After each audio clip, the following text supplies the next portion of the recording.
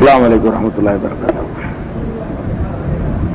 الحمد لله نحمده ونستعينه ونستغفره ونؤمن به ونتوكل عليه ونعوذ بالله من شرور أنفسنا ومن سيئات أعمالنا من يهده الله فلا مضل له ومن يضلل فلا هادي له وأشهد أن لا إله إلا الله وحده لا شريك له وأشهد أن محمدا عبده ورسوله ما بعد.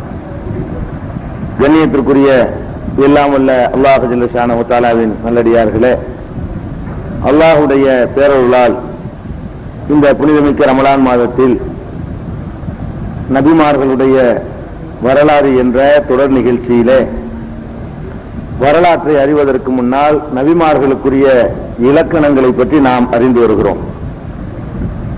அந்த தொடர்ச்சியிலே இறுதியாக நாம் அறிந்த விஷயம் என்னவென்று சொன்னால், இறைவனால் தூதர்களாக அனுப்பப்படக்கூடியவர்களுக்கு வேதத்தை மாத்திரம் வழங்கி அதை மக்களிடத்திலே கொடுக்கின்ற பொறுப்பை மட்டும் அல்லாஹ் சுமத்தவில்லை, மாறாக வேதத்திற்கு விளக்கம் அளிக்கிற பொறுப்பையும் வேதத்தில் கூறப்பட்டபடி வாழ்ந்து காட்டுகிற பொறுப்பையும் சேர்த்தே அல்லாஹ் ரப்புல் ஆலமீன் ஒப்படைத்திருக்கிறான் என்பதற்கு பல சான்றுகளை நாம் நேற்றும் நேற்றைய முன்தினமும் பார்த்தோம்.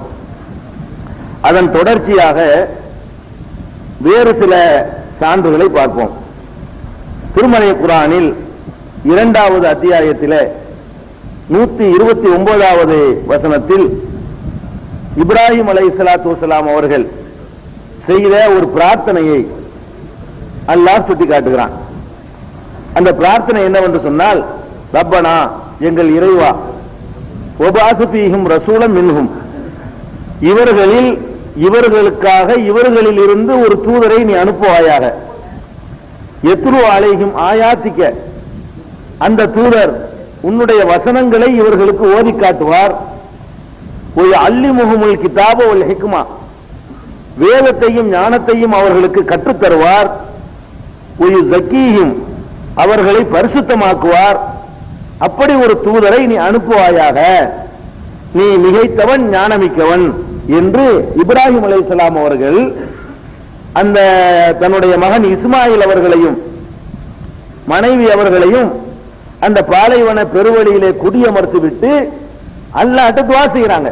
இவங்கள இருந்து ஒரு தூதரை அனுப்பணும், அந்த தூதர் என்ன செய்யணும் என்று கேட்டால், உன்னுடைய வசனங்களை ஓதி காட்டணும். என்னென்னலாம் செய்யணும்னு கேட்கிறான்னு பாருங்க. இப்ராஹிம் நபி கேட்கிறாங்க, இறைவா ஒரு தூதரை அனுப்புங்கிறாங்க. அந்த தூதர் என்னென்னலாம் செய்யணும்னு சொல்றாங்க பாருங்க. யத்லு அலைஹிம் ஆயாத்திக, நீ அனுப்புகிற தூதர் உன்னுடைய வசனங்களை அவர்களுக்கு ஓதி காட்ட வேண்டும். வசனங்களை ஓதி காட்டுறது, வேதத்தை ஓதி காட்டுவது. ஓதி காட்டுறது மட்டும் பத்தாதான், ஒரு அல்லிமுஹுமுல் கிதாப், வேதத்தை அவர்களுக்கு கற்றும் கொடுக்க வேண்டும். நீ அனுப்புகிற தூதர் வசனங்களை ஓதியும் காட்ட வேண்டும், வேதத்தை கற்றும் கொடுக்க வேண்டும் என்று 2 விஷயத்தை எடுத்துக்கொள்வோம். முதல்ல இப்ப வசனங்களை ஓதி காட்டின உடனே உங்களுக்கு தாய்மொழி அரபி தானே, அரபி ஓதி காட்டின உடனே உங்களுக்கு விளங்கிடும். அப்புறம் கற்றுக் கொடுக்கறதுக்கு என்ன இருக்குது? வசனங்களை ஓதி காட்டுவாரு, அப்புறமேல வேதத்தையும் கற்றுக் கொடுப்பாரு. அப்படி ஒரு தூதர் அனுப்பு. அதோடு நிக்க கூடாதான், ஜக்கீஹிம், அவர்களை நீ பரிசுத்தப்படுத்துவார். அவர்களுடைய கசடுகளை எல்லாம் நீக்கி அவர்களை சரியான வழியில் நடத்தி செல்வாரு, தூய்மைப்படுத்துவாரு. அப்படி ஒரு தூதரை அனுப்புன்னு இப்ராஹிம் அலைஹிஸ்ஸலாம் கேட்டார்கள். அதனுடைய எதிரொலியாகத்தான் நபிகள் நாயகம் ஸல்லல்லாஹு அலைஹி வஸல்லம் அவர்கள் தூதரா வந்தாங்க. இத கூட சொல்லி போடுவாங்க, இது துஆ தான். அவர் கேட்டார் துஆ, அல்லாஹ் அப்படித்தான் செஞ்சான் ஆதாரம் இருக்குதா? அவர் கேட்டிருக்காரு, வேதத்தை ஓதுவாரு, அப்புறம் கற்றுக் கொடுப்பாருன்னு கேட்டிருக்கிறாரு அப்படின்னு யாராவது சொல்வார்களே, ஆனால் அது அல்லாஹ் சொல்றதை நம்ம எடுத்துக்கொள்வோம். இப்ராஹிம் நபி துஆ விட்டுருவோம். அல்லாஹ் இது பற்றி ஏதாவது இது மாதிரி சொல்றானான்னு பார்த்தோம்னா, அதே 2வது அத்தியாயத்துல பக்ராவுல 151வது வசனத்தில் அழகான ஒவ்வொரு சொல்லையும் பொறுக்கி எடுத்து போட்டு அல்லாஹ் பயன்படுத்தி இருக்கிறான். என்ன சொல்றான்னு கேட்டா, கமா அர்சல்னா ஃபீக்கும் ரசூலன், உங்களிடத்திலே ஒரு தூதரை நாம் அனுப்பினோம். மின்கும், உங்களில் இருந்தே தான், வெளியிலிருந்து இறக்குமதி செய்யல, உங்களை சேர்ந்த ஒரு தூதரை உங்களுக்கு நாம் அனுப்பினோம். அந்த தூதர் என்ன செய்வாரு அல்லாஹ் சொல்றான். இது அல்லாஹ் சொல்றான், நாம் அனுப்பினோம்னு சொல்லி. எத்ரு அலைக்கும் ஆயாத்தினா, நமது வசனங்களை உங்களுக்கு அவர் ஓதி காண்பிப்பார். உங்களுக்கு நான் அனுப்பின அந்த முகமதுங்கிற தூதர் இருக்கிறார, இவரு எனது வசனங்களை, அதாவது வேதத்தை ஓதி காட்டுவாரு. ஓதி காட்டுவார்னா என்ன அர்த்தம்? அல்லாஹ்ட்ட இருந்து வேதத்தை வாங்கி மக்களுக்கு வாசி காட்டிடுவாரு. அதோட வேலை முடிஞ்சிருச்சுன்னு சொன்னா அதோட எல்லாம் நிப்பாட்டி இருப்பான். ஓதி காட்டிவிட்டு சக்கிக்கும், உங்களை பண்படுத்துவார். உங்களை என்ன செய்வார்? அவரு பக்குவப்படுத்துவார், பண்படுத்துவார், தூய்மைப்படுத்துவார். அதோட நிக்க மாட்டாராம். அல்லிமுக்குமுல் கிதாப், அந்த வேதத்தை உங்களுக்கு கற்றும் தருவார். ஓதியும் காட்டுவாரு, கற்றும் தருவாரு அப்படின்னு நல்லா சொல்றான். அப்ப ஓதி காட்டுவாருக்கு அர்த்தம் நமக்கு விளங்குது. என்ன விளங்குது? அல்ஹம்துலில்லாஹி ரப்பில் ஆலமீன் அர் ரஹ்மானிர் ரஹீம் ஓதி காட்டியாச்சு. கற்று தருவாருங்கிறான். அது என்னது? எழுத்த கற்று தருவாரா? அவருக்கு எழுதவே தெரியாது. எழுத்த கற்று தருவதை அல்லாஹ் சொல்லவே இல்லை. ஏன்னு கேட்டா முகமது ஸல்லல்லாஹு அலைஹி வஸல்லம் அவர்களுக்கு அரபு மொழி எழுத்த கற்று தர நாலேஜ் அல்லாஹ் கொடுக்கல. திருக்குர்ஆன்ல அல்லாஹ் அப்படி சொல்லி காட்டுறான். நீ உமது வழக்கரத்தால் எழுதக்கூடியவராக இல்லை, இனி உலா தகுத்து பி யமீனிக்க, இனிமேலும் உனது வழக்கரத்தால் எழுத மாட்டீருன்றான்ல. நபிகள் நாயகம் ஸல்லல்லாஹு அலைஹி வஸல்லம் அவர்கள் மரணிக்கிற வரைக்கும் அந்த எழுதுகிற ஆற்றலை அல்லாஹ் கற்றுக் கொடுக்கவில்லை. அவர்கள் உம்மியாகத்தான் இருந்தார்கள். உம்மின்னா கை குழந்தை. உம்மின்னா என்ன அர்த்தம்? உம்முண்டா அம்மான்னு அர்த்தம். தாய், தாயோடவே சார்ந்திருக்கிற குழந்தைய உம்மின்னு சொல்லுவாங்க, கை குழந்தைய. அப்ப கை குழந்தை எழுத படிக்க தெரியாம இருக்கிறாள், அந்த தகுதியில் இருக்கிறதுனால அதை உம்மின்னு சொல்லுவாங்க. அப்ப நபிகள் நாயகம் ஸல்லல்லாஹு அலைஹி வஸல்லத்துக்கு அல்லாஹ் கொடுத்த சர்டிபிகேட் டைட்டில் என்னன்னு கேட்டா யத்தபீஉன ரசூலன் நபியல் உம்மிய, நபியாகிய ரசூலாகிய உம்மியாகிய இவரை பின்பற்றுகிறார்கள் என்று உம்மிங்கிற டைட்டில சமுதாயத்துக்கும் கொடுக்கிறான். நபிகள் நாயகம் ஸல்லல்லாஹு அலைஹி வஸல்லத்துக்கு இந்த டைட்டில் எல்லாம் கொடுக்கிறான், உம்மிங்கிறத. அப்ப நபிகள் நாயகம் ஸல்லல்லாஹு அலைஹி வஸல்லத்துக்கு எழுத படிக்க தெரியாது, அதை கற்றுக் கொடுக்க போறது இல்ல. இது அலிஃபு, இது பேண்ட் கத்துக் கொடுப்பாரா? அதை கத்துக் கொடுக்கறது அல்ல. வேதத்தை வாசித்து காட்டுவாரு, அப்புறம் வேதத்தை கற்றுக் கொடுப்பாருன்னு சொன்னா அதற்கான விளக்கத்தை தர்றதுன்னு அர்த்தம். வேதத்தை கற்றுக் கொடுப்பாருக்கு என்ன அர்த்தம் கொடுக்கணும்? வாசிச்சு காட்டின உடனே நம்மள மாதிரி வேற மொழிக்காரங்க கூட மொழிபெயர்த்து சொல்லுவாருன்னா வச்சுக்கலாம். வேற பாஷை பேசுற மக்கள் நபிகள் நாயகம் சந்திக்கவே இல்லை. அவங்க சந்திச்சதெல்லாம் யாரத்தான்? அரபு மொழி பேசுற மக்களை தான் சந்திச்சாங்க. அவங்களுடைய மொழி அரபு மொழி. யாரை சந்திச்சார்களோ அவங்க மொழி அரபு மொழி. அப்ப அல்ஹம்துலில்லாஹி ரப்பில் ஆலமீன் வாசி காட்டணும் உங்களுக்கு விளங்கிக்கிறோம். சரிங்க, முடிஞ்ச வேலை, உங்க வேலை முடிஞ்சுக்கோங்க அப்படின்னு நல்லா விட்டானா வாசித்தும் காட்டுவாரு, அப்புறம் வேதத்தை கற்றும் தருவாரு. ரெண்டு வேலை அல்லாஹ் கொடுக்குறான். அப்ப கற்று தருவாரு என்பதற்கு என்ன வழக்கம்? பேஸ்டா அல்லாஹ் சொல்றான. சும்மா கற்று தருவார்னு என்ன அர்த்தம்? அதுல வரக்கூடிய சந்தேகங்களுக்கு விளக்கம் தருவாரு, அதுல உள்ள சட்டதிட்டங்களை நடைமுறைப்படுத்தி காட்டுவாரு, மூடலாக சொன்ன விஷயத்திற்கு தெளிவுபடுத்துவாரு. ஒரு மூடலா சொல்லி இருக்கும் இல்லையா, அது கொஞ்சம் வியாக்கியானம் கொடுப்பாரு. அதானே அதுக்கு அர்த்தம் கொடுக்க முடியும். வேற என்ன அர்த்தம் கொடுக்க முடியும்? அப்ப இறை தூதர்களை அல்லாஹ் அனுப்புவது வேதத்தை வாசித்து காட்டுவதற்கு அனுப்புகிறான். அந்த வேதத்திற்கு விளக்கம் தருகிற பொறுப்பையும் சேர்த்து கொடுத்துத்தான் அனுப்புகிறான். அப்ப வேதம் மட்டும்தான் நான் எடுத்துக்கிறேன், தூதர் தர்ற விளக்கத்தை எடுத்துக்கிற மாட்டேன் அப்படின்னு யாராவது சொல்வார்களே, ஆனால் அவர்கள் வேதத்தை தான் மறுக்கிறாங்க. வேதம் தான் என்ன சொல்லுதுன்னா ரெண்டு வேலைக்கு அனுப்புனேன்னு சொல்லுது. அவர் ரெண்டு வேலைக்கு அல்லாஹ் அனுப்புனாலும் நான் ஒன்னதான் எடுத்துக்கிறேன் அப்படின்னு சொல்லுவதற்கு இதை விட ஒரு நிராகரிப்பு, அல்லாஹ்வை நிராகரிக்கிறது, அல்லாஹ்வுடைய வேதத்தை நிராகரிக்கிற போக்கு இருக்க முடியாது. அது மாதிரி இல்லாம அதோடு நிப்பாட்டல அல்லாஹ் அந்த வசனத்திலேயே அல்லிமுக்கும், மேலும் உங்களுக்கு கற்றுத்தருவார், மாலம் தக்குனு தாளமும், நீங்கள் தெரியாமல் இருந்ததையும் கற்றுத் தருவாரு. இந்த ரசூலுக்கு நான் அனுப்பின ரசூல் டியூட்டி என்னன்னு கேட்டா எவ்வளவு சொல்றான்னு பாருங்க. அல்லாஹ் ஒரு டியூட்டி சொல்லல. எத்ரு அலைக்கும் ஆயாத்தினா, நமது வசனங்களை உங்களுக்கு ஓதி காட்டுவாரு, சக்கிக்கும், உங்களை பண்படுத்துவாரு, அல்லிமுக்குமுல் கிதாப, வேதத்தை உங்களுக்கு கற்றுத் தருவாரு, ஒல் ஹிக்மத்தை, ஞானத்தை கற்றுத் தருவாரு. அப்புறமேல என்ன செய்வார்னு கேட்டா அல்லிமுக்கும் மாலம் தக்குனு தாளமும், நீங்கள் அறியாமல் இருக்கிற விஷயங்களை எல்லாம் உங்களுக்கு கற்றுத் தருவாரு. 5 வேலை முகமது ஸல்லல்லாஹு அலைஹி வஸல்லம் அல்லாஹ் அனுப்புனது 5 வேலையை கொடுத்து அனுப்புனேன் என்று 2வது அத்தியாயத்தில் 151வது வசனத்தில் சொல்கிறான். அப்ப இறை தூதர்களுடைய வேலை புஸ்தகத்தை வாங்கி கொடுக்கிற வேலை இல்ல. இது நல்லா விளங்கிக்கணும். எந்த இறை தூதருக்கும் அது கொடுக்கறதுக்கு வர்றது இல்லை. புஸ்தகத்தை வானத்திலிருந்து போட்டிருப்பான், இல்லாட்டி விளக்கணும், நடைமுறைப்படுத்தி காட்டணும், சந்தேகங்களை தீர்க்கணும், அதுதான் நோக்கம். இதே மாதிரியான கருத்தை 3வது அத்தியாயத்தில் ஆலை இம்ரான்ல 164வது வசனத்துல இது பெரிய அருள்னு வேற சொல்லி காட்டுறான். என்ன சொல்றான் அல்லாஹ்னு கேட்டா, லகத் மன்னல்லாஹு அலல் முஃமினீன், மூமின்களுக்கு அல்லாஹ் பெரிய அருள் புரிந்து விட்டான். எதனால் அருள் புரிந்தான் தெரியுமா? இது பாஸ ஃபீஹும் ரசூலம் மின் அன்ஃபுஸிஹிம், அவர்களுக்கு அவர்களில் இருந்தே ஒரு தூதரை அனுப்பி, அந்த தூதர் என்ன பண்றாருன்னு கேட்டா, யத்லு அலைஹிம் ஆயாத்திஹி, அவனுடைய வசனங்களை அவர்களுக்கு ஓதி காண்பிக்கிறார். ஒய் ஸக்கீஹிம், அவர்களை பண்படுத்துகிறார். ஒய் அல்லிமுஹுமுல் கிதாப வல் ஹிக்மத, வேதத்தையும் ஞானத்தையும் அவர்களுக்கு கற்றும் தருகிறார். இப்படி ஒரு தூதரை அனுப்பிய விஷயத்துல அல்லாஹ் மூமின்களுக்கு அருள் புரிந்து விட்டான். பெரிய அருள் இது உங்களுக்கு. நான் எப்படி அருள் புரிஞ்சிருக்கிறேன்? சும்மா தூதரை மட்டும் அனுப்பி வைக்கல, புஸ்தகத்தை மட்டும் கொடுத்து விடல, தூதரை அனுப்பி வசனத்தை ஓதியும் காட்டுறாரு, அப்புறம் விளக்கமும் தருகிறாரு, உங்களை பண்படுத்தவும் செய்கிறாரு, ஞானத்தை வேற உங்களுக்கு தனியா தர்றாரு. இப்படி ஒரு தூதரை அனுப்பியதுதான் உங்களுக்கு செய்த அருள். அல்லாஹ் 4 அருள் செஞ்சிருக்காங்கிறான். புஸ்தகத்தை தர்ற அருள் மட்டும்தான் எனக்கு வேணும், மீதி 3 அருள் வேண்டியது இல்லைங்கிறாங்க. குர்ஆன் மட்டும் போதும் என்ன அர்த்தம்? அல்லாஹ் 4 அருள் 4 சொல்லிட்டு 4ம் பெரிய அருள்ங்கிறான்.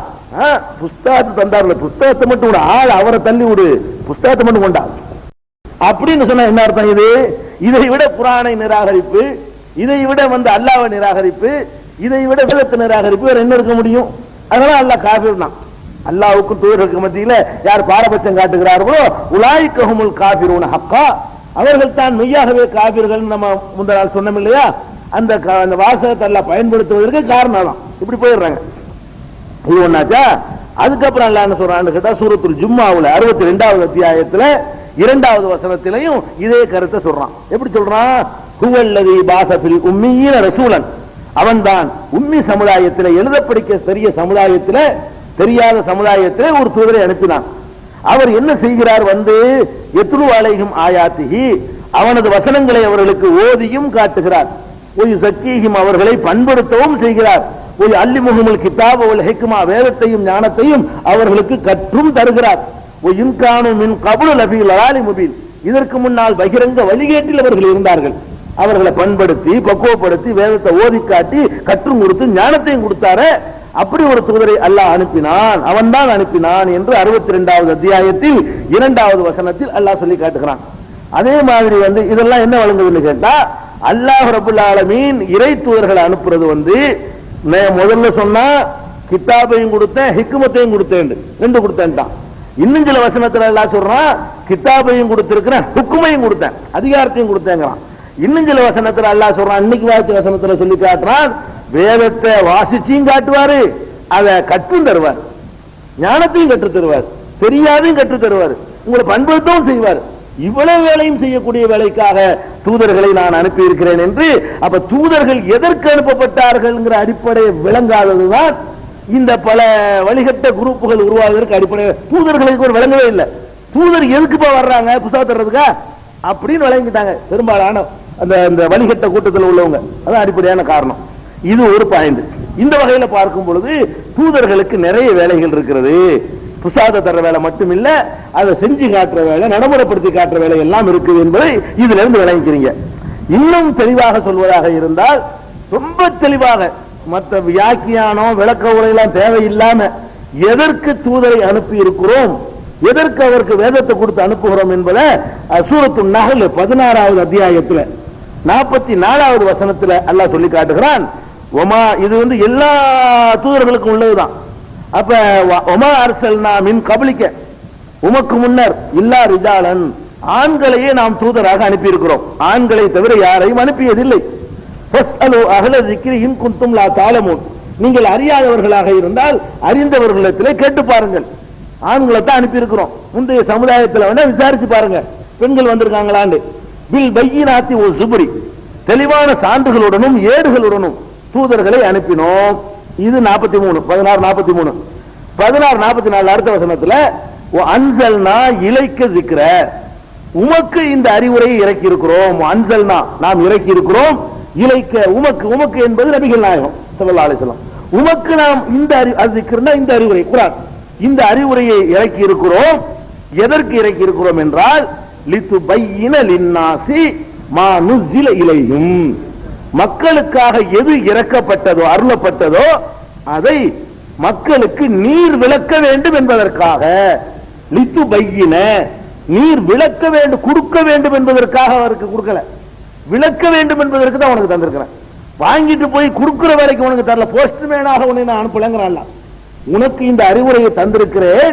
எதற்கு உனக்கு தந்தேன் என்றால் லித்து பையின நீ விளக்க வேண்டும், முகமதே நீ விளக்க வேண்டும், லின்னாசி மக்களுக்கு நீ விளக்க வேண்டும், மா நுசில இலைஹிம் அவர்களுக்கு அருளப்பட்டதை நீ அவர்களுக்கு விளக்க வேண்டும் என்பதற்காகவும், வல அல்லஹும் யதஃபக்கரூன் அவர்கள் சிந்திக்க வேண்டும் என்பதற்காகவும். குர்ஆனுக்கு வேதம் அது ரெண்டு அம்சத்தில் அடங்கியிருக்கும். ரெண்டு அம்சம் இருக்கு. நீங்க வேதத்துல பாத்தீங்கன்னா என்ன ரெண்டு அம்சம் கேட்டா, வாசிச்சவனே விளங்கும் சில வசனம். ரசூலுல்லாஹ் விளக்கமே சொல்ல வேண்டியது இல்லை. ஒரு அரபி தெரிஞ்சு காபீர் முஸ்லீம் ஆயமா இருக்க வேண்டிய தேவையில்லை. அரபு மொழி மட்டும் தெரியும், அவன் படிச்சா கூட விளங்கிடும். அல்ஹம்துலில்லாஹி எல்லா புகழும் அல்லாஹ். என்ன விளக்கன்னு கேட்பானா? எல்லா புகழும் அல்லாஹ்வுக்கு அவனுக்கு விளங்கத்தான் செய்யும். அல்லாஹ் புகழும் அல்லாஹ், சரி அது விளங்கல இல்லையா? திருடாதே. இதுக்கு ஒரு முஸ்லீம் அல்லாத ஒருத்தன் அரபியில படிக்கிறான், இஸ்லாமிய அடிப்படையே தெரியாது, திருடாதேன்னு ஒரு வார்த்தை அர்த்தம் தெரியாது அவருக்கு, விளங்கிருமாறுல.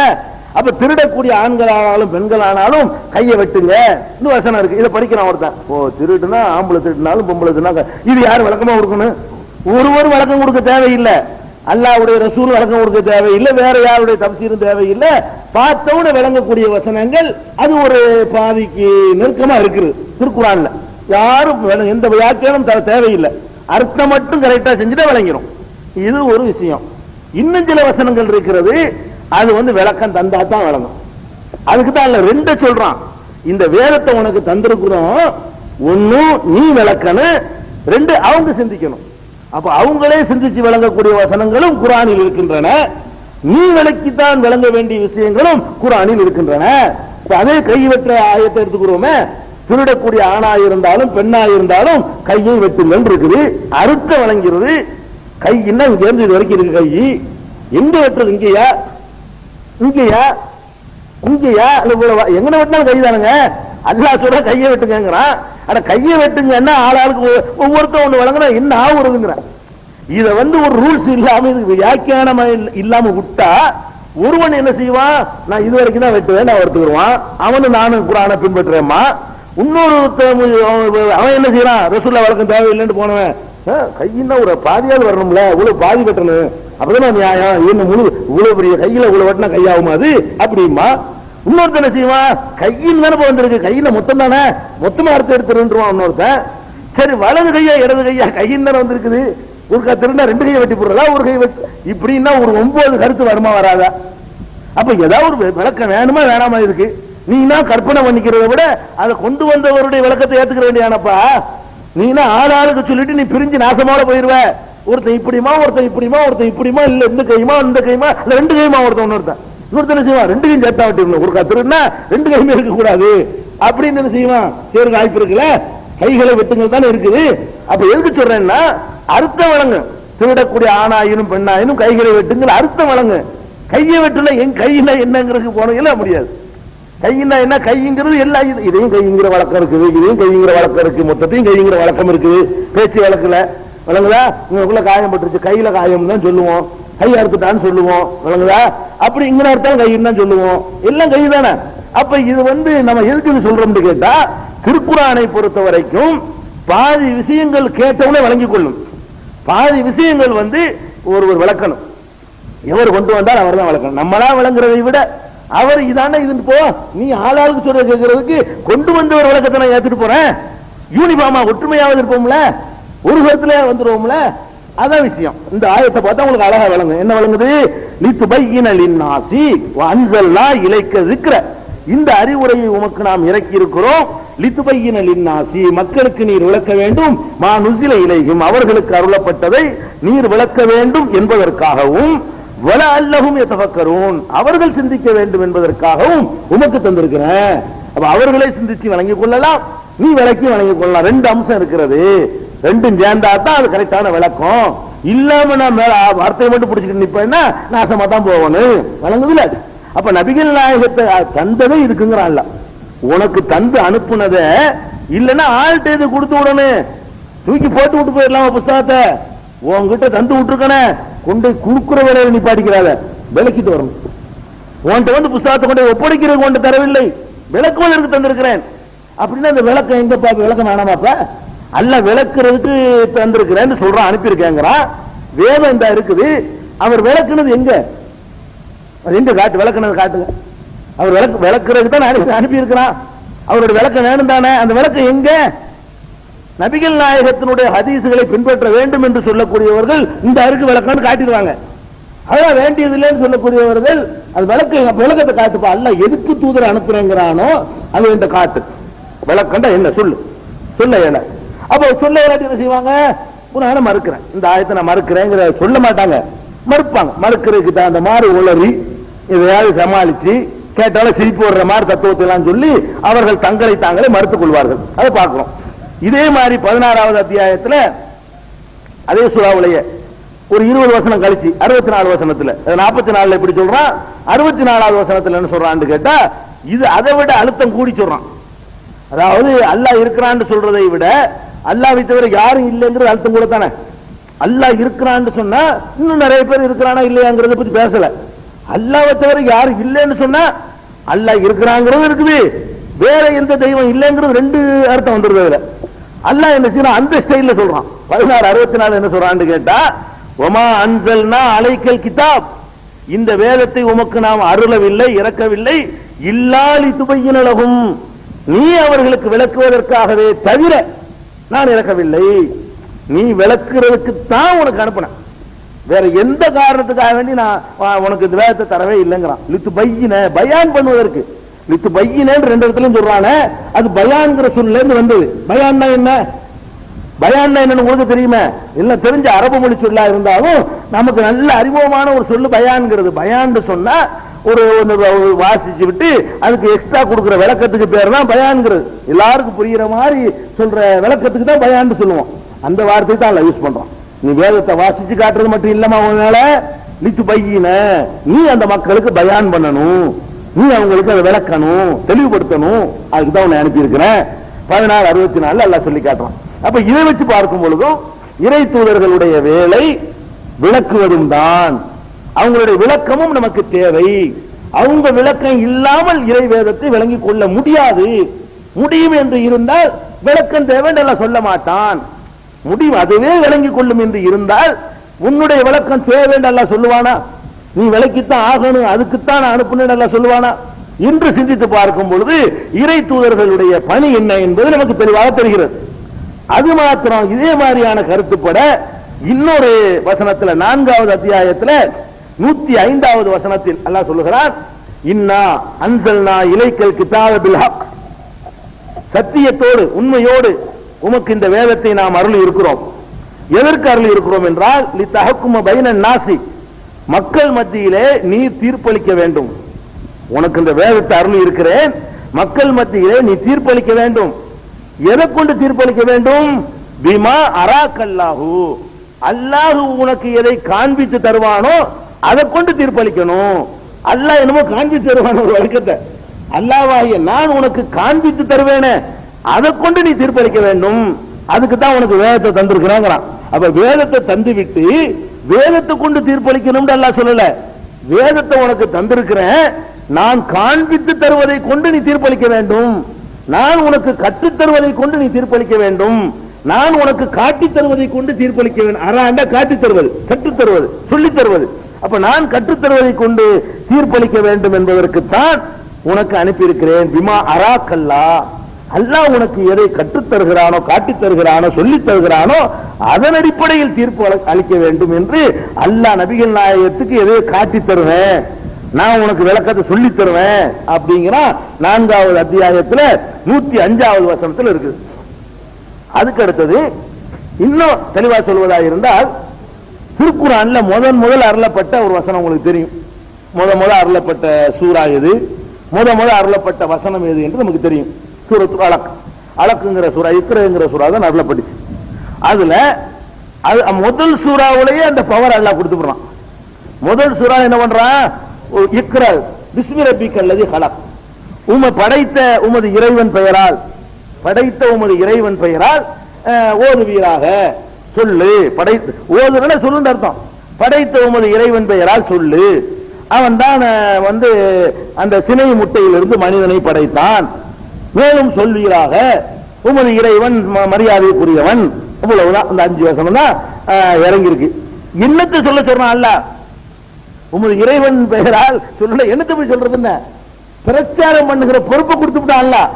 என்ன சொல்றது விஷயம் இருக்காதுல்ல, ஓதுவீராகன்னு மட்டும்தான் இருக்கிறத தவிர என்னத்தை ஓதுறதுக்கு என்ன இருக்குங்க?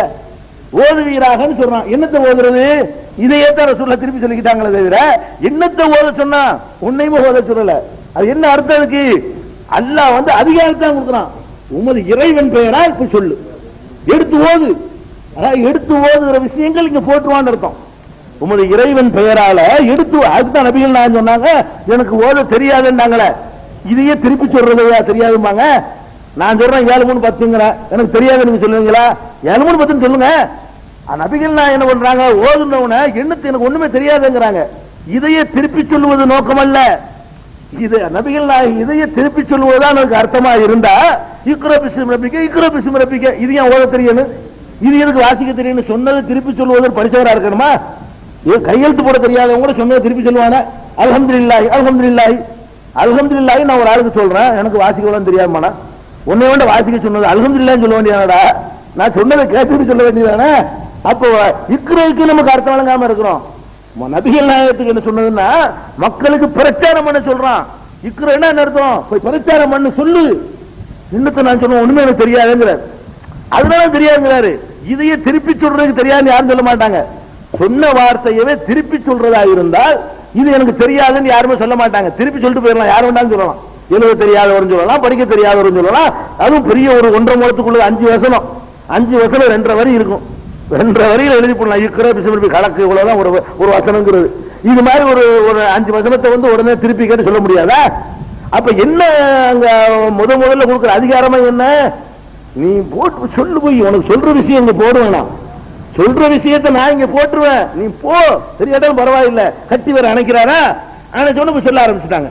மக்களே கூலு லா இலாஹ இல்லல்லாஹ் துஃப்லிஹூ, லா இலாஹ இல்லல்லாஹ் சொல்லுங்கள் வெற்றி பெறுவீர்கள் என்று அவங்க செஞ்ச பிரச்சாரம், கூட்டி வச்சு அழைச்சு செஞ்சது, மக்கள்கிட்ட போதிச்சதெல்லாம் இந்த ஒரு ஆர்டர் அடிப்படையில் செஞ்ச விஷயங்கள் தான். ஆர்டர் தான் பிறப்பிக்கப்படுது. அதுதான் எனக்கு தெரியாது, நாங்க எனக்கு பிரச்சாரம் பேச தெரியாத, மேடை சொற்பொழி நிகழ்த்த தெரியாத, மக்களுக்கு விளக்கமா எடுத்து சொல்ற அது மாதிரி நான் ட்ரைனிங் எதுவும் எடுத்தவன் இல்லையே, அந்த மாதிரியான விஷயம் தான் மாணவி காரின்னு சொல்றாங்க. எனக்கு தெரியாது, சொன்னதையே திருப்பி சொல்ல தெரியாது என்ற அர்த்தத்தில் சொல்லவே இல்லை. அப்ப இக்ரா என்ற வசனத்திலிருந்து என்ன வழங்குது என்று கேட்டால் நபிகள் நாயகம் ஸல்லல்லாஹு அலைஹி வஸல்லத்திற்கு வந்து பிரச்சாரம் செய்கிற அதிகாரத்தை அல்லாஹ் கொடுத்து எதை பிரச்சாரம் செய்யணுமோ அதை நான் இங்க போட்டுருவேன், நான் இங்க போடுவேன், அவ்வளவுதான். அதே மாதிரி அடுத்து 2வது வந்த வஹி எது? யா அய்யுஹல் முத்தஸிர், போத்தி கொண்டிருப்பவரே, கும் எழுவீராக, பந்தீர் எச்சரிப்பீராக. என்னத்தை எச்சரிப்பாருன்னா உலகம் வருது, என்ன எச்சரிப்பாரு? அதாவது எச்சரிப்பீராகனா அல்லாஹ் ஒருவன் இருக்கிறான் என்றும், சொர்க்கம் இருக்கிறது என்றும், நரகம் இருக்கிறது என்றும் அப்படின்லாம் ஏதாவது இருக்கிறா? எச்சரிப்பீராக, இவரோட எச்சரிக்கை போய் என்னத்தை எச்சரிப்பீராக? ஒண்ணுமே விஷயம் இல்லை. எடுத்து பாருங்களேன் முத்தஸிர. இதுக்கு அடுத்தபடியா வந்த 2வது சூரா என்னன்னு கேட்டா யா அய்யுஹல் முத்தஸிர், போர்த்தி கொண்டிருப்பவரே, கும் எழுவீராக, ஃபஅன்ஸிர் எச்சரிப்பீராக, ரப்பக ஃபகப்பீர் உமது இறைவனை பெருமைப்படுத்துவீராக, வஸியாபக வதஹீர் உமது ஆடையை நீ வந்து தூய்மைப்படுத்துவீராக. இதுதான் வந்த வசனம். இதுல எச்சரிப்பீராக மட்டும்தான் இருக்கு. என்னத்தை எச்சரிக்கிறது? குன்னூறு எச்சரிக்கிறதா? தொலைச்சு போடும் பல்ல உடம்பு எச்சரிக்கிறதா? என்ன எச்சரிக்கிறது? சொல்லப்படல, வேதத்தில் சொல்லப்படவில்லை, போடப்பட்டு. என்ன எச்சரிக்கணும் என்பது அவருடைய இதயத்தில் போடப்பட்டது. அது எச்சரிச்சார்.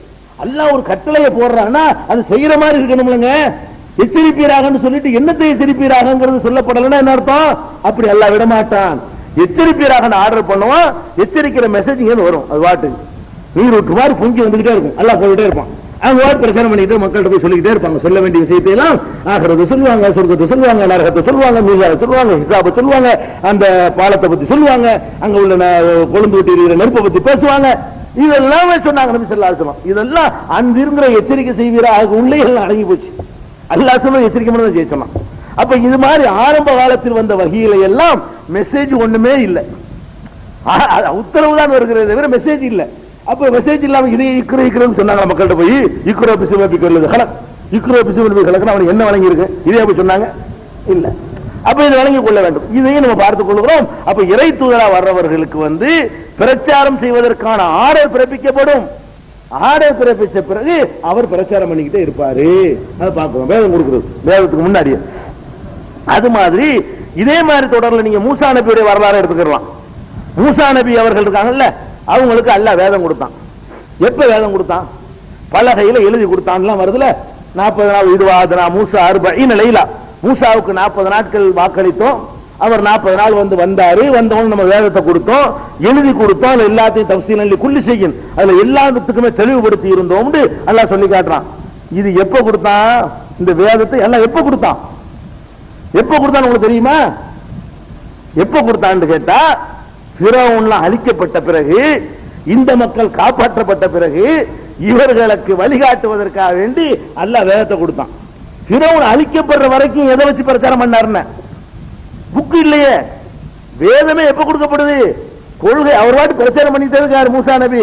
பிரச்சாரம் பண்ணி அடி வாங்கி உழ வாங்கி பல கஷ்டங்களுக்கு ஆளாகி எதிரிகள் கொல்லப்படுற காலம் வரைக்கும் மெசேஜ் இப்படித்தான் போட்டுட்டு இருந்தான். வேதம் வேதமாக அல்ல கொடுக்கவே இல்லை. மூசா நபியுடைய இதயத்தில் போட்டான். ஒரே ஒரு நேரம் கூப்பிட்டு பேசுறான் அல்ல. ஒரே ஒரு தடவை ஸ்டார்டிங்ல பேசுறான நேரடியா கையில என்ன வச்சுக்கிற அப்படின்னு சொல்லிவிட்டு நீங்க 2 பேரும் போங்க, பிறவன்ட்ட போங்க. நீங்க போனீங்க, இன்னஹு தகா, அவன் அநியாயம் பண்ணிக்கிட்டு இருக்கிறான். குல் ஹல்லக அலா அஹதியக, நான் உனக்கு நேர்வழி காட்டட்டுமா என்று போய் கேளுங்க.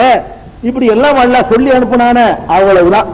அதுக்கு பிறகு எல்லாமே இவங்க பிரச்சாரம் பண்ணிக்கிட்டே தான் இருந்தாங்க. வேதம் இல்லை. வேதம் எப்ப கொடுக்கப்படுது? அது ரொம்ப நீண்ட நெடுங்காலம். ஒரு சமுதாயத்துக்கு பிரச்சாரம் பண்ணி அந்த சமுதாயம் எல்லாம் அழிக்கப்படுவது என்பதற்கு ஒரு 25-30 வருஷமாக ஆகணும். அவ்வளவு காலம் வரைக்கும் மூசா நபி பிரச்சாரம் பண்ணிட்டே இருக்கிறாரு.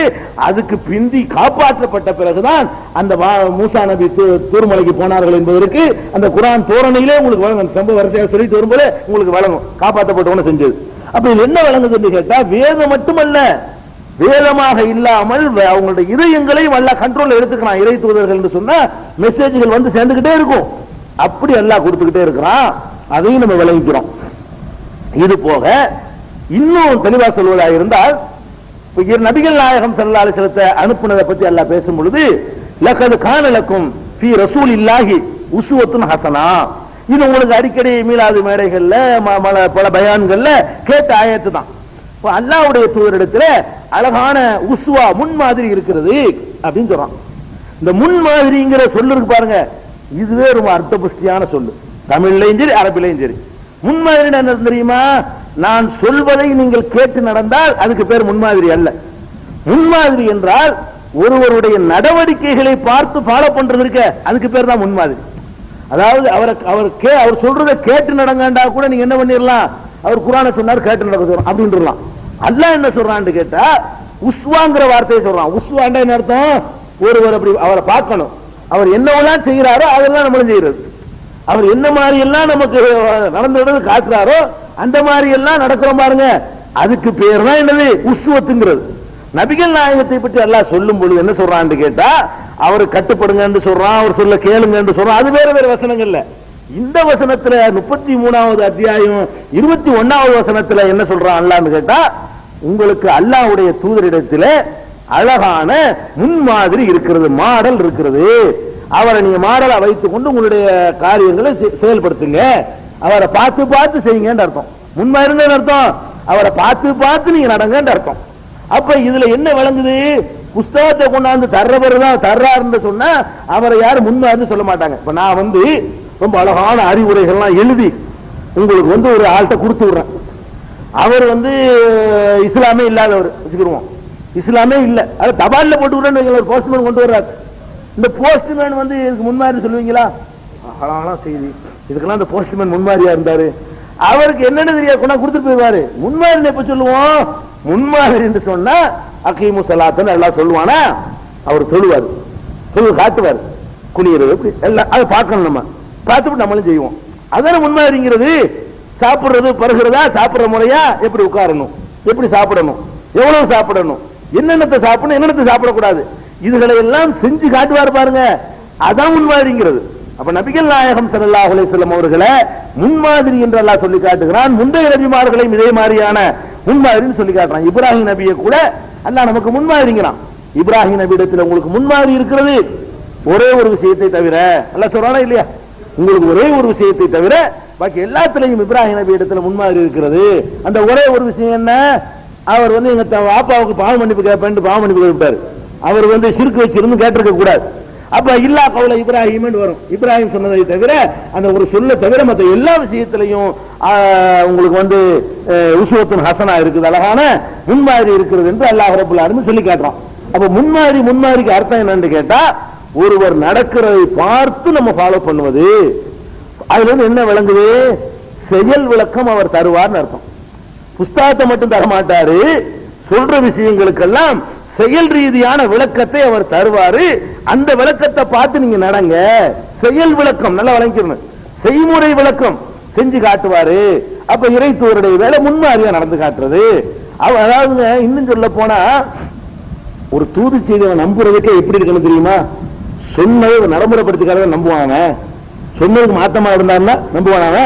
அப்ப சொல்றதே செஞ்சு காட்டு பாரு, நான் செஞ்சு நான் உன்னை மனுஷன் தானே செஞ்சு காட்டுறேன்ல நீ செய்யு அப்படிங்கிறதுக்கு அதான் முன்மாதிரி நபிமார்கள் அனுப்பி வைக்கிறான். இதையும் நம்ம விளங்கிக்கிறோம். இப்படியாக பல இந்த மாதிரி பொதுவான கருத்துக்கள் அடிப்படையில் பார்த்தீங்கன்னு சொன்னா, அல்லாஹ்விடம் இருந்து வந்த தூதர்கள் செய்திகளையும் வாங்கினாங்க, செய்திகளை வாங்கியதுக்கு விளக்கமும் கொடுத்தார்கள் என்பதை ஒரு பொதுவாக மூடலாக தெரிந்து கொள்கிறோம். மூடலா தெரிகிறது இல்லாம அப்படி நடந்து இருக்குதா அப்படின்னு கேட்டீங்கன்னா கூட குறிப்பிட்ட சில சட்டங்களை கூட நம்ம சான்றுகளாக எடுத்துக்காட்ட முடியும். அதாவது குர்ஆன்ல இல்லாம இன்னொரு வகையின் மூலமாக நபிகள் நாயகம் ஸல்லல்லாஹு அலைஹி வஸல்லம் அவர்கள் மக்களுக்கு சட்டங்களை பிறப்பித்தார்கள் அப்படின்னு குர்ஆனே சொல்லுது. அதுக்கு நிறைய நீங்கள் சான்றுகளை பார்க்கலாம். இந்த ரமலான் மாசத்துல உள்ள நோன்பை கூட உதாரணத்துக்கு எடுத்துக்கொள்ளலாம். நோன்பு காலத்துல ஆரம்பத்தில் எப்படி இருந்துச்சுன்னு சொன்னா, பகல் காலத்துல உண்ணக்கூடாது பருகக்கூடாது, இது நமக்கு தெரியும். இப்போ கொஞ்சம் சட்டாதான். குடும்ப வாழ்க்கையில் ஈடுபடுறது இருக்குல்ல, அதை பொறுத்த வரைக்கும் ஆரம்ப காலத்தில் எப்படி இருந்துச்சுன்னு சொன்னா, ரமலான் மாசத்துல ராத்திரிலையும் ஈடுபடக்கூடாது. அதாவது குடும்ப வாழ்க்கையை பொறுத்த வரைக்கும் ஒரு மாசம் முழுசா ஒதுங்கிடணும். உண்ணுவது பருகிறத பொறுத்த வரைக்கும் பகல்ல ஒதுங்கிடணும். இது ஆரம்ப நோன்பு. இப்ப என்ன நமக்கு சட்டம், பகல் காலங்கள்ல நம்ம குடும்ப வாழ்க்கையில் ஈடுபடக்கூடாது, இரவு காலங்கள்ல ரமலான்ல ஈடுபட்டுக்கலாம். அப்ப இரவு காலங்கள்ல குடும்ப வாழ்க்கையில ஈடுபடுவதற்கு அனுமதி இருக்கிறது, உண்பதற்கு அனுமதி இருக்கிறது, பருக அனுமதி இருக்கிறது. இப்ப ஆரம்பத்தில் எப்படி இருந்துச்சுன்னு சொன்னா, ரமலான் மாசத்துல இரவானாலும் பகலானாலும் கணவன் மனைவி நெருங்கக்கூடாது, இரவுலையும் நெருங்கக்கூடாது பகல்லையும் நெருங்கக்கூடாது. பேச முடியுதோ? சரி. அப்ப இரவுலையும் நெருங்கக்கூடாது பகல்லையும் நெருங்கக்கூடாது என்பது ஆரம்ப காலத்திலிருந்து சட்டம் ஸ்டார்டிங்ல. பிறகு என்ன ஆச்சுன்னு கேட்டா, அந்த சட்டத்தை யாருமே கடைப்பிடிக்க முடியல. திங்காம அதெல்லாம் இருந்துருவாங்க. ரெண்டு பேரும் ஒரு வீட்டுல உட்கார்ந்துட்டு இருக்கும் போது அதை கண்ட்ரோல் பண்ண முடியல. நிறைய சஹாபாக்கள் என்ன பண்ணிடுறாங்கன்னு கேட்டா, அந்த நோன்பு காலங்கள்லையும் கூட அவங்க வரம்பு மீறிடுறாங்க. இறைவன் எதை செய்யக்கூடாதுன்னு சொன்னானோ அதை செய்ய ஆரம்பிச்சுட்டாங்க. அப்ப அல்லாஹ் என்ன பண்றான்னு கேட்டா, புதுசா அந்த சலுகையை கொண்டு வர்றான். இப்ப நடைமுறையில் இருக்கிற இந்த சட்டத்தை, இப்ப சட்டத்தில் இருக்குல்ல, பகல் காலங்களில் நீங்க தாம்பத்தியத்தில் ஈடுபட்டுக்கலாம், இரவுல தான் பகல் காலத்துல கூடாது இரவுல ஈடுபட்டுக்கலாம். இப்ப உள்ள சட்டம் இருக்குல்ல, இந்த சட்டம் இப்பதான் வரப்போகுது. அந்த வசனத்தை பாருங்க. அல்லாஹ் என்ன சொல்றான்னு கேட்டா, இது 2வது அத்தியாயம் பக்கராவுல 187வது வசனம். இதுல எல்லாம் என்ன சொல்றான்னு கேட்டா, உஹில்லலக்கும், உங்களுக்கு இந்த வாசகத்தை கவனிச்சா உங்களுக்கு வழங்கும் என்ன இதுல சொல்லப்படுகிறது. உஹில்லலக்கும், உங்களுக்கு அனுமதிக்கப்படுகிறது, லைலத்த சியாமி, நோன்புடைய இரவுகளில் அனுமதிக்கப்படுகிறது, அர்ரஃபது இலா நிசாயிக்கும், உங்கள் மனைவியரோடு சேர்வது உங்களுக்கு அனுமதிக்கப்படுகிறது. நேரடி அர்த்தம். இந்த இதுக்கு முந்தைய அனுமதி இல்லைன்னு வழங்குது இல்லையே, இருந்தாலும் அப்படி வழங்காட்டாலும் பின்னாடி இன்னும் தெளிவா வருது. உஹில்லலக்கும், உங்களுக்கு அனுமதிக்கப்படுகிறது, லைலத்த சியாமி, நோன்புகால இரவுகளிலே, அர்ரஃபது இலா நிசாயிக்கும், உங்கள் மனைவியரோடு சேர்வது உங்களுக்கு அனுமதிக்கப்படுகிறது.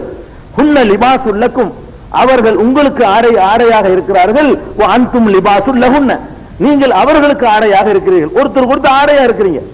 ஆடைன்னு அர்த்தம் ஒருத்தர் கொடுத்த மானத்தை மறைக்கிற விஷயத்துல ஆடை எப்படி நம்ம மானத்தை மறைக்குமோ, நமக்கு வெயில் மழையில இருந்து நம்மளை காப்பாற்றுமோ, அந்த மாதிரி கணவனுக்கு வர்ற துன்பத்தை மனைவி போக்கணும், மனைவிக்கு வர்ற துன்பத்தை கணவன் போக்கணும். ஆடை தத்துவம் அது விஷயம் இல்லை, நம்ம அதுக்கு நுழைய வேணாம். அது சுருக்கமாக நினைக்கிறீங்க. நீங்கள் அவர்களுக்கு ஆடையா இருக்கிறீர்கள், அவர்கள் உங்களுக்கு ஆடையாக இருக்கிறார்கள். இதுக்கு அப்புறம் இதான் பாயிண்ட்.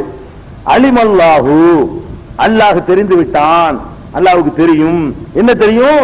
அன்னக்கும் குந்தும் தக்தானூன அம்புசக்கும், உங்களுக்கே நீங்கள் துரோகம் செய்து வந்தது அல்லாஹ் தெரிந்து விட்டான். உங்களுக்கே நீங்கள் துரோகம் செஞ்சிட்டீங்க. எப்படி துரோகம் செஞ்சிட்டீங்களா? தாப அலைக்கும், துரோகம் செஞ்சாலும் அதை நான் அல்லாஹ் மன்னித்து விட்டான். அபான்கும், மேலும் உங்களை அல்லாஹ் மன்னித்து விட்டான். இப்போது முதல் பாஷிருஹுன்ன, அவர்களோடு நீங்கள் இரா காலங்களிலே நீங்கள் வந்து கூடுங்கள், சேர்ந்து கொள்ளுங்கள்.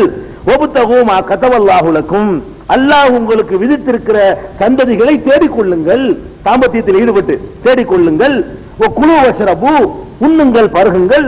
ஹத்தா யதபய்யன லக்குமுல் ஹைத்துல் அபியலு மினல் ஹைத்துல் அஸ்வதி மினல் ஃபஜ்ரி, ஃபஜ்ரி என்ற அந்த வெள்ளை கயிறு, ஃபஜ்ரி என்ற வெள்ளை நூல், இருட்டு இரவு என்ற கருப்பு கயிறில் இருந்து தெளிவாகும் வரை, ஃபஜ்ர் வரைக்கும் அர்த்தம், விடிகிற வரைக்கும் நீங்க என்ன செய்யுங்க, சுபஹ் வர்ற வரைக்கும் உண்ணுங்கள் பருகுங்கள், குடும்ப வாழ்க்கையில ஈடுபட்டுக் கொள்ளுங்கள் இரவுல. ஆனா இப்போது முதல்ங்கிறான். அப்ப இப்போது முதல் நீங்க குடும்ப வாழ்க்கையில் ஈடுபடுங்கன்னா என்ன அர்த்தம்? இதுக்கு முந்தி படக்கூடாதுன்னு இருந்துச்சு, வழங்குதுல. இப்போது முதல் ஈடுபடுங்கள் என்று சொல்வதில் இருந்த, இதுக்கு முன்னாடி அப்படி ஈடுபடக்கூடாது என்று சட்டம் இருந்ததை இந்த வசனத்தில் வழங்குகிறோம். அது மாத்திரம் வழங்கல, நீங்கள் உங்களுக்கே துரோகம் செய்தீர்கள்ங்கிறான். இந்த சட்டத்தை நீங்க கடைபிடிக்கல இருந்தால் நீங்க குற்றம் செஞ்சீங்க, நான் மன்னிச்சுட்டேன், அப்ப தாப அழைக்கும் அப்படின்னு வேற எல்லாம் சொல்றான். அப்ப இந்த மக்கள் என்ன பண்ணிருக்காங்கன்னு கேட்டா, இரவு காலங்கள்ல தாம்பத்தியத்தில் ஈடுபடக்கூடாது என்று சட்டம் இருக்கிற நேரத்தில் அது மீறினாங்க, கடைபிடிக்கல. இப்ப நம்ம என்ன கேட்கிறோம்னு கேட்டா, நபிகள் நாயகம் ஸல்லல்லாஹு அலைஹி வஸல்லம் அவர்கள் இந்த சட்டம் வருதுல, அதாவது இரவு நேரங்கள்ல நீங்கள் வந்து இப்போதைக்கு சேர்ந்துக்கிறங்க அப்படின்னு வருது. இதுக்கு முன்னாடி என்ன இருந்துச்சு? சேரக்கூடாது இருந்துச்சு. இதுக்கு முன்னாடி இந்த வசனம் அருள்வதற்கு முன்னாடி இரவு நேரத்தில் கூட தாம்பத்தியத்தில் ஈடுபடக்கூடாதுன்னு இருந்துச்சு. நம்ம என்ன கேட்கிறோம்னா, இரவு நேரத்தில் தாம்பத்தியத்தில் ஈடுபடக்கூடாதுன்னு ஏற்கனவே ஒரு சட்டம் இருந்துச்சுல, அந்த சட்டத்தை சொல்ற வசனம் எங்க இருக்கு? குர்ஆன்ல. குர்ஆன்ல மட்டும்தான் சட்டம் வர முடியும் இருந்தா, எல்லாமே குர்ஆன் மட்டும்தான் இறைவனுடைய வஹீன்னு இருந்தால், அப்ப என்ன குர்ஆன்ல இருக்குன்னு இந்த வசனம் இருக்கிற மாதிரி அந்த சட்டத்தை சொல்லுகிற வசனமும் குர்ஆன்ல இருக்கணும். எந்த சட்டத்தை சொல்றது? மக்களே, நீங்கள் இரவு நேரங்களிலும் விலகி இருங்கள், பகலிலும் விலகி இருங்கள், இந்த கருத்துப்பட அப்படி வசனம் குர்ஆன்ல இருக்கணும். இல்லவே இல்லை, குர்ஆன்ல இல்ல. அந்த மக்கள் வந்து நடைமுறைப்படுத்தி இருக்கிறாங்க, அதை மீறி இருக்கிறாங்க. குர்ஆன்ல இல்லாம இருந்தும் அவங்க மீறினாங்க, அதை குற்றம் என்று அல்லாஹ் சொல்றான். குற்றம் நான் மன்னிச்சுட்டேன், இப்போதுல இருந்து அனுமதிக்கிறேங்கிறான். இப்போதுல இருந்து அனுமதிக்கிறேன் என்பதிலிருந்து இதுக்கு முன்னாடி தடை இருந்தது விளங்குகிறது. அந்த தடை செய்யக்கூடிய வசனம் குர்ஆன்ல எங்கேயாவது இருக்கான்னு தேடி பார்த்தா இல்ல. நபிகள் நாயகம் தான் தடுத்தாங்க. தடை எதுலதான் இருக்கு? ஹதீஸ்லாம் இருக்கு. ரசூல் ஸல்லல்லாஹு அலைஹி வஸல்லம் தான் தடுத்தாங்களே தவிர குர்ஆனில் அந்த மாதிரி தடையே கிடையாது. இரவு நேரத்தில் நீங்கள் குடும்ப வாழ்க்கையில் ஈடுபடக்கூடாது என்று தடுத்தது யாரு? ரசூல் ஸல்லல்லாஹு அலைஹி வஸல்லம் தடுத்த ஹதீஸ்லாம் தடை இருக்குது. குர்ஆன்ல எங்கேயும் தடை இல்லை. நபிகள் நாயகம் போட்ட தடையை தன்னுடைய தடை என்று அல்லாஹ் ஏற்றுக்கொண்டு என்ன பண்றான்? உங்களை மன்னிச்சுட்டேன், தடை தான், நபி செஞ்ச தடையை நீங்க மீறிட்டீங்க, நான் மன்னிச்சுட்டேன், இப்ப அனுமதிக்கிறேன். அப்ப நபிகள் நாயகத்துக்கு குர்ஆன் அல்லாத இன்னொரு சட்டமியற்ற அதிகாரம் இருக்க போயிட்டு தடை செஞ்சாங்க. அவங்க தடையை வந்து அல்ல கண்டிச்சுல இருக்கணும். இவங்க சொல்லக்கூடிய குர்ஆனை தவிர வேற ஒன்று இல்லை என்று சொன்னால், ஓய் நான் தடுக்கல, நீ யாரையா தடுத்தது? இந்த வசனம் எப்படி இருக்கனே? முகமதே, நான் தடுக்காததுக்கு முன்னாடி தடுக்க நீ யார்? நானே தடுக்கவில்லை, நீ எப்படி இரவு நேரத்தில் தடுக்கலாம் அப்படின்னு சொல்லிட்டு, மக்களே நீங்கள் தப்பு செய்யவில்லை, கரெக்டா செஞ்சீங்க அப்படின்னு அவங்களை பாராட்டியில் இருக்கணும்.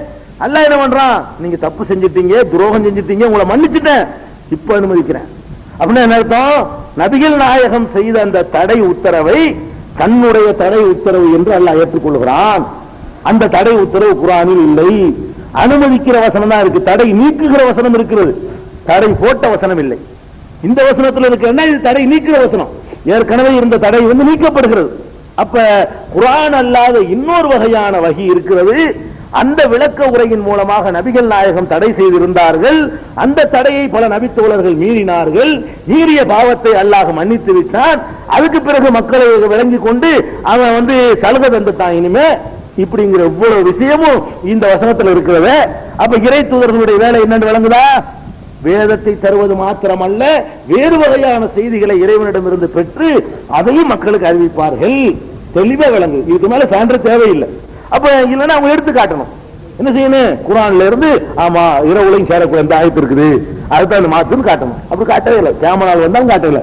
கியாமத் நாள் தேடி பார்த்தாலும் அந்த கருத்தை நேரடியாகவும் மறைமுகமாக சொல்லக்கூடிய ஒரு வசனமும் குர்ஆன்ல கிடையாது. அதே மாதிரி இன்னொரு சம்பவத்தை நம்ம சொல்லலாம். நோன்புக்கு அப்புறம் எடுத்துக்கொண்டோமே ஆனால் கிபிலாவை நோக்கிறோம். இப்ப கிபிலாவை நோக்கி தொழுகிறோம் இல்லையா? கிபிலாவை தொழுகிறதுங்கிறது ஆரம்பத்தில் எப்படி இருந்துச்சுன்னு சொன்னா, இப்ப தொழுகிற கிபிலாவாக இருக்கவில்லை, வேற ஒரு கிபிலாவை நோக்கி தொழுதோம் ஆரம்ப காலத்துல. அதுக்கு முன்னாடி வேற ஒரு கிபிலாவை நோக்கி தொழுதாங்க. அதெல்லாம் ஹதீஸ்ல உள்ளது, அதை விட்டுருவோம். ஹதீஸ்ல என்ன வருது? நபிகள் நாயகம் ஸல்லல்லாஹு அலைஹி வஸல்லம் அவர்கள் மக்காவுல இருக்கும்போது காபாவை நோக்கி தொழுதார்கள். மதீனாவுக்கு வந்த பிறகு பைத்துல் முகத்தஸ நோக்கி தொழ ஆரம்பிச்சாங்க. ஜெருசலத்துல உள்ள பைத்துல் முகத்தஸ நோக்கி தொழுதாங்க. அதுக்கு பிறகு மாற்றப்பட்டு மறுபடியும் காபாவை நோக்கி தொழ ஆரம்பிச்சிட்டாங்கன்றது ஹதீஸ்ல உள்ளது. நான் ஹதீஸுக்கு போகல, ஏன்னா அந்த டாபிக் பேசும்போது ஹதீஸை கொண்டு போய் பேசக்கூடாது. இந்த டாபிக் பேசும்போது என்ன செய்வோம்னு கேட்டா, குர்ஆன்ல இருந்து தானே பேசணும். குர்ஆன் மட்டும் போதுங்கிறவன்ட்ட போய் ஹதீஸ் சொன்னா ஹதீஸ் நானாக நீ ஹதீஸ் கொண்டு காட்டுறமா, அதுக்காக வேண்டி என்ன செய்ய வேண்டியிருக்கு? அது உங்க விளக்கத்துக்காக வச்சுக்கிறீங்க. பாயிண்ட் குர்ஆன்ல இருந்து காட்டுறான். பாயிண்ட் அல்லாஹ் சொல்லி காட்டுறான், கதுனரா தகல்லுப வஜ்ஹிக ஃபிஸ்ஸமா, உமது முகம் வானத்தை நோக்கி அடிக்கடி திரும்புவதை நாம் பார்க்கிறோம். இது எங்க 2வது அத்தியாயத்துல 144வது வசனம். 142, 143, 144, 145 ஒரு 5 வசனம் சேர்த்து படிச்சா கூட உங்களுக்கு கூடுதல் தெளிவு கிடைக்கும். நான் சொல்லிக் கொண்டிருக்கிற வசனம் 144. அதெல்லாம் என்ன சொல்றான்னு கேட்டா, கதுனரா நாம் பார்க்கிறோம், நாம் தான் அல்லாஹ், நாம் பார்த்து கொண்டிருக்கிறோம். தகல்லுப வஜ்ஹிக ஃபிஸ்ஸமா, உமது முகம் வானத்தை நோக்கி அடிக்கடி திரும்புவதை பார்க்கிறோம். நபிகள் என்ன பண்றாங்கன்னா, அடிக்கடி வானத்தை நோக்கி பாக்குறாங்க. எதுக்கு பாக்குறாங்க? அது அல்லாஹ் சொல்லி போடுறான்.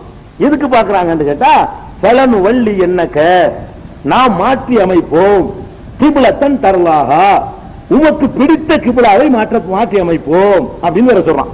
அப்ப எதுக்கு திரும்பி இருக்கிறாங்கன்னு விளங்குது? கிப்லா மாற்ற மாட்டானான்னு திரும்பி இருக்கிறாங்க. அதாவது அடிக்கடி வானத்தை நோக்கி உம்முடைய முகம் திரும்புகிறது, உம்முடைய முகம் திரும்புறதுனால நீ விரும்புற கிப்லாவை நான் மாற்ற போறேன். பலன் வள்ளி என்னக்க, நிச்சயம் நாம் மாற்ற போகிறோம், கிப்லத்தன் தர்லாஹா, நீ விரும்புகிற, நீ உனக்கு பிடிக்கிற கிப்லாவை நோக்கி நாம் திருப்புவோம் அப்படிங்கிறான். அப்ப இந்த வசனத்துல உங்களுக்கு என்ன வழங்குது? ஃபர்ஸ்ட் நபிகள் நாயகம் ஸல்லல்லாஹு அலைஹி வஸல்லம் அவர்கள் அடிக்கடி வானத்தை பார்க்கிறார்கள். எதுக்கு வானத்தை பார்க்கிறார்கள்னா, இப்ப இருக்கிற கிப்லாவை அல்லாஹ் மாத்திட்டா தேவலையே. அது எந்த கிப்லான்னு வேணாம், ஹதீஸ் சொல்றாங்க வேணாம், ஏதோ ஒரு கிப்லா, இது இப்ப இருக்கிறது அல்லாத ஒரு கிப்லான்னு வச்சுக்கிறீங்களா, அது பைத்துல் முகத்தஸா இருக்கட்டும், வேற என்ன வேணா வச்சுட்டு போ. குர்ஆன்ல இருந்து பேசுறாங்க, அது வேணாம், பைத்துல் முகத்தஸ் சொல்ல வேணாம். ஒரு கிப்லா, ஏற்கனவே ஒரு கிப்லாவை நோக்கி தொழுது கொண்டிருக்கிறார்களே, அந்த கிப்லாவை அல்லாஹ் மாத்தினா தேவலையே என்று அடிக்கடி பார்க்கிறாங்க. அல்லாஹ்வும் பார்க்கறான், உங்களை ஒரு நபிகள் நாயகம் ஆசைப்படுறாங்கன்னு சொல்லிவிட்டு, நீ அடிக்கடி வானத்தை நோக்கி பார்க்கறது மாத்திக்க தேவையில்லைன்னு சொல்லி நான் மாத்திடுறேன். நீ எதை விரும்புறியோ அதை மாத்திடுறேன் அப்படின்னு சொல்லிடுறான். எதை விரும்புனாங்க அதுவும் அதுல வருது. அது என்னன்னு கேட்டா, இப்ப வள்ளி வச்சு உடனே அல்லாஹ்வுடைய வசனம் அப்படித்தான். மாத்திரமா உடனே மாறி போவானுங்களா, மாத்திரன்னு சொல்லிட்டு 1.5 வருஷம் கழிச்சு மாத்துறது இல்ல, மாத்திரன்னு சொல்லிட்டு திரும்பிக்க. வள்ளி வஜ்ஹக, உமது முகத்தை திருப்பிக்கொள், ஷத்ரல் மஸ்ஜிதில் ஹராம், மஸ்ஜிதுல் ஹராம் திசையில், காபாவுடைய திசையில் திருப்பிக்கொள். இப்ப மாத்திட்டான்ல. அதாவது இப்ப என்ன வழங்குது? இதுக்கு முன்னாடி காபாவை நோக்கலன்னு வழங்குதுல, காபாவை நோக்கவில்லைன்னு வழங்குது. காபாவை நோக்காம வேற எங்கேயோ நோக்கி தொழுது கொண்டிருக்கிறார்கள். அதை மாற்றிவிட்டால் நன்றாயிருக்குமே என்று வானத்தை அடிக்கடி பார்க்கிறார்கள். அல்லாஹ் உங்களுடைய விருப்பத்தை நிறைவு செய்வதற்காக வேண்டி, அப்படி அதுதான் மாத்தணும் விரும்புறியா, காபாதான் உனக்கு பிடிச்சிருக்குதா, அதான் உனக்கு விருப்பமா, இந்த திரும்பி போ, அனுமதிச்சுட்டா அப்படின்னு தான் இது இந்த வசனத்துல வழங்குதுல. சரி, இப்ப என்ன கேள்வி கேட்டா, ஏற்கனவே உன்னை நோக்கி தொழுதாங்கல்ல, அது யார் சொல்லி தொழுதாங்க? இத மாத்திட்டா, அல்லாஹ் மாத்தினா திரும்பியாச்சு. ஏற்கனவே ஒரு திசையை நோக்கி தொழுதாங்கல்ல, அது எந்த அடிப்படையில் தொழுதார்கள்? நபிகள் அவங்களா தேர்ந்தெடுத்து தொழுதாங்களா? இல்ல, அவங்களா தேர்ந்தெடுத்து தொழு இருந்தால் அவங்களா மாத்திட்டு போயிருப்பாங்க. அவங்களா தேர்ந்தெடுத்து தொழுவல, அவங்களா தொழுது இருந்தார்களே, ஆனால் அவங்களுக்கு பிடிச்சது இதுன்னு எல்லாம் சொல்றான். உனக்கு பிடிச்ச கிப்லாவை மாத்துவேங்கிறான். பிடிக்கல, அவங்களுக்கு பிடிக்காத ஒன்றை நோக்கி தொழுதுகிட்டு இருக்கிறாங்க கேட்டா, அதுவும் யார் சொல்லித்தான் தொழுது இருக்கிறாங்க? அது அல்லாஹ்விடம் இருந்து வந்த இன்னொரு வகையான வகையெல்லாம் செஞ்சிருக்கிறாங்க. இப்ப நம்ம என்ன கேட்கிறோம் கேட்டா, நபிகள் நாயகம் ஸல்லல்லாஹு அலைஹி வஸல்லம் வேற ஒன்றை நோக்கி முதலில் தொழுதார்கள். அது எதுங்கிறது 2வது பிரச்சனை, தேவையில்லை. ஏதோ ஒன்றை நோக்கி தொழுதார்கள், அதில் அவர்களுக்கு விருப்பமும் இல்லை. வேற ஒன்றை நோக்கி தொழுதார்கள், அது அவர்களுக்கு விருப்பமும் இல்லை. இன்னொன்றை நோக்கி தொழ வேண்டும் என்று விரும்பினார்கள், அது அல்லாஹ் மாத்தினா நல்லதுன்னு அல்லாஹ்வுடைய பர்மிஷனுக்கு காத்துக்கிட்டு இருந்தார்கள். அல்லாஹ் பர்மிஷன் கொடுத்தா திரும்பிக்கிட்டார்கள். இவ்வளவு வழங்குதா? விளங்குது. இப்ப நம்ம என்ன கேட்கிறோம்னு கேட்டா, காபத்துல்லாவை நோக்கி தொலை சொல்லி ஆர்டர் இருக்குது 144 இருக்கிறது. காபாவை நோக்குவதற்கு முன்னாடி இன்னொன்னை நோக்கி திரும்பினார்களே, நபிகள் நாயகத்துக்கு கூட அது பிடிக்காம இருந்துச்சு. அது எது? அதுக்கு உத்தரவு போடக்கூடிய வசனம் எது? அது எதுன்னு கேட்கலாம். அந்த கிப்லாவை நோக்க சொல்லி ஒரு ஆர்டர் இருக்கணும்ல குர்ஆன்ல. அப்ப என்ன மாத்த முடியும்? அல்லாஹ் ஆர்டர் பண்ணா தானங்க அல்லாஹ்ட்ட போய் கேட்டுட்டு இருப்பாங்க. அல்லாஹ் மாத்து மாத்துன்னு கேட்டா, ஏற்கனவே அல்லாஹ் போட்டிருக்கான் ஒரு ஆர்டர், வேற பக்கத்தை திரும்ப சொல்லி. அந்த வேற பக்கத்தை நோக்கி நபிகள் நாயகம் திரும்பி கொண்டிருக்கிறார்களே, அந்த வேற பக்கத்தை நோக்குமாறு வந்த கட்டளை அல்லாஹ்விடம் இருந்து தான் வந்தது. ஆனா கட்டளை குர்ஆன்ல இல்ல. அந்த கட்டளை அல்லாஹ்விடம் இருந்து தான் வந்தது. முகமதே, நீ இதை நோக்கி திரும்புன்னு ஒரு ஆர்டர் இருந்தா தான் இதை மாத்துன்னு சொல்ற ஒரு அர்த்தம் இருக்கும். குர்ஆன்ல கிடையாது. ஆனால் ஹதீஸ்ல இருக்கிறது. நபிகள் நாயகம் ஸல்லல்லாஹு அலைஹி வஸல்லம் அவர்கள் பைத்துல் முகத்தஸை நோக்கி 17 மாசம் தொழுதார்கள். பிறகு அல்லாஹ்ட்ட வந்து அதை மாத்தி அமைச்சான் அப்படின்னு இருக்கிறது. அப்ப பைத்துல் முகத்தஸை நோக்கி 17 மாசம் தொழுதார்களே, அந்த தொழுகை தொழுவதற்கான உத்தரவு எங்கிருந்து வந்தது? குர்ஆனில் இல்லை. குர்ஆன்ல இல்லாத ஒன்றை அவர்கள் செஞ்சிருந்தால் கண்டிச்சில இருக்கணும். அல்லாஹ் கண்டிக்கல. குர்ஆன்ல இல்லாத ஒண்ணா இருந்தா 17 மாசம் விட்டு வச்சிருப்பான். 17 மாசம் ஹதீஸ் அதை விட்டுருவோம். குர்ஆன்ல இல்லாத ஒண்ணு செஞ்சா நீ எப்படி வந்து உன் இஷ்டத்துக்கு திரும்பிக்கிட்ட, நான்ல ஆர்டர் பண்ணு நல்லா கேட்டிருப்பான். அப்படி கேட்க காணாம். இன்னும் சொல்ல போனா, நீ விரும்புறத நான் திருப்புறேன்னு சொல்வதில் இருந்த அல்லாத அந்த காபா அந்த கிப்லாவையும் நோக்கி தொழுமாறு உத்தரவு போட்டிருக்கான்னு வழங்குது. குர்ஆன்ல இல்ல. அப்ப என்ன வழங்குது? நபிகள் இன்னும் சொல்ல போனா, நான் ஏன் இப்படி செஞ்சேங்கிறது அல்லாஹ் சொல்லி காட்டுறான். எதுக்கு சொல்றான்னு கேட்டா, இது ஏன் உமா ஜஅல்னல் கிப்லத்தல்லதி குன்த அலைஹா இல்லா லினஅலம மன் யத்தபியுர் ரசூல மிம்மன் யன்கலிபு அலா அக்பைஹி. சுப்ஹானல்லாஹ், அற்புதமான சொல்லு. அல்லாஹ் என்ன சொல்றான் தெரியுமா? ஏற்கனவே ஒரு கிப்லா இருந்துச்சு, அதை நான் ஏன் ஏற்படுத்தினது? அல்லாஹ் ஏற்படுத்தினான் அதை. இப்ப நான் உனக்கு காபாவை மாத்தி சொல்லிவிட்டேன். இதுக்கு முன் ஒரு கிப்லாவை தந்திருந்தேனே, இன்னொரு முன்னோக்கும் திசையை, அதை ஏன் ஏற்படுத்தினேன் என்று சொன்னால், இல்லாலி நஅலம மன் யத்தபியுர் ரசூல், ரசூலை பின்பற்றுபவன் யார், பின்பற்றாது வந்த வழியை திரும்பி செல்பவன் யார் என்று அடையாளம் காட்டுறதுக்கு தான். வேதத்தில் இருந்தா தான் நான் ஏத்துக்கிறேன், இவர் சொன்னா ஏத்துக்கிற மாட்டேன் அப்படி சொல்றோம் எத்தனை பேரு. இவர் சொன்னாலும் ஏத்துக்கிறவன் என்று சொல்றோம் எத்தனை பேர் என்று காட்டுறதுக்கு தான் அதையும் நான் ஏற்படுத்தினேன். குர்ஆன்ல இல்லாம உன் உள்ளத்துல போட்டு அதை நோக்க வச்சது நான் தான். வேணும்னு செஞ்சேங்க. அல்லாஹ் உமா ஜஅல்னல் கிப்லத்தல்லதி குன்த அலைஹா, ஏற்கனவே நீ இருந்த கிப்லா இருக்குதே, அந்த கிப்லாவை நான் ஏன் ஏற்படுத்தினேன் என்று கேட்டால், இல்லாலி நஅலம மன் யத்தபியுர் ரசூல், இந்த ரசூலை பின்பற்றுபவனை மிம்மன் யன்கலிபு அலா அக்பைஹி, வந்த வழியே திரும்பி செல்பவனிடமிருந்து வேறுபடுத்தி காட்டுவதற்கு தான். இப்ப என்ன வழங்குது? நபிகள் நாயகம் ஸல்லல்லாஹு அலைஹி வஸல்லம் அவங்களாகத்தான் 17 மாசம் அந்த பைத்துல் முகத்தஸ் நோக்கி தொழுகிறாங்க. இந்த வஹீயின் மூலம், மனோயிச்சைப்படி இல்ல, இதயத்தில் போடப்பட்ட வஹீயின் மூலம். அப்ப என்ன செய்வான்? குர்ஆன்ல இல்லையேன்னு கேட்பான். குர்ஆன்ல இல்லாட்டாலும் என்ன இறைத்துவ நம்புறீல? நான் தானே சொல்றேன், அந்த குர்ஆன் இறைவன்ட்ட வந்து நான் தானே போனேன்னு சொன்னேன். அவன் வேறு வகையான வகை எனக்கு தந்திருக்கிறான். இதையும் ஏத்துக்கிறவன் எத்தனை பேரு, ஏத்துக்கிறான எத்தனை பேர்னு தெளிவுபடுத்த செஞ்சாங்கிறான். அப்ப நபியுடைய வழிகாட்டுதல ஒருத்தன் ஏத்துக்கலன்னு சொன்னா அவனுக்கு இஸ்லாத்துக்கு சம்பந்தம் இல்லை, டிக்ளேர் வேணும்னு நான் செய்யறேங்கிற அல்ல, சோதனை பண்ணி கரெக்டா பியூர் ஃபில்டர் பண்ணி எடுக்கிறேன். அதான் குர்ஆனையும் பின்பற்றுவேன், நபியுடைய வழிகாட்டுதலையும் பின்பற்ற எத்தனை பேர், ரெண்டையும் பின்பற்றுவனை அடையாளம் காட்டத்தான் நான் இப்படி செஞ்சேன் அப்படின்னு இதுக்கு அடுத்த வசனம் 45ல அல்லாஹ் சொல்லி காட்டுகிறான். அப்ப இதுல என்ன வழங்குகிறது? நபிகள் நாயகம் ஸல்லல்லாஹு அலைஹி வஸல்லம் அவர்களுக்கு குர்ஆன் எப்படி இறைவனிடம் புறத்திலிருந்து வந்தது, அது மாதிரி அதற்கு கொடுக்கப்பட வேண்டிய விளக்கம் வந்தது. இன்னும் புதிய சில சட்டங்கள், குர்ஆனில் சொல்லப்படாத பல சட்டங்கள் கூட